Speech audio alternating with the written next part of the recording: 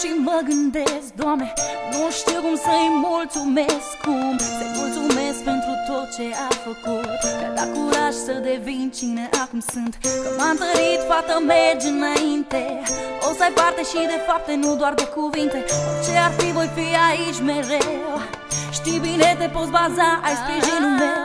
Mi-ai dat, Doamne, tot ce mai frumos nu se putea. Mi-ai dat speranța să o trăiesc și o trăiesc prin ea. Mi-a fost alături zile bune și nopți grele, când plângeam din despărțiri sau bârfelele. De mici copii ea mereu mă apăra. Acum că-i mare e ca și mama mea. Mă alintă, mă răsfață cât se poate și dă și până să mă trezesc la realitate. Cazi, te ridici, tot ce zici e răbdare. Te distrugi, vrei să fugi și te doare.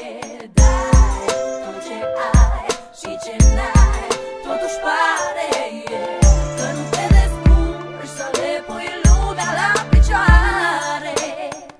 Acum văd, a venit și rândul meu să am grijă de ea așa cum m-a făcut ea mereu. Și nu pot, Doamne, mâinile îmi sunt legate. Nu pot să fac să o trezesc la realitate. Să pot să spun că viața nu e nedreaptă, să uite tot ce-a fost, că-i fată deșteaptă, că merită tot ce e mai bun. Trecutul e trecut, viitorul contează acum. Dacă aș putea, i-aș da parte din mine. Vreau să o văd zâmbindu-l de fericire. Să spun, hai că putem să o luăm de la capăt, să dăm peste amintiri așa doar întreagăt. Că astăzi ca să te ridici, mâine trece. Să-i amintesc că unde-s doi puterea crește, că împreună trecem peste tot, că o prietenie trece și prin foc.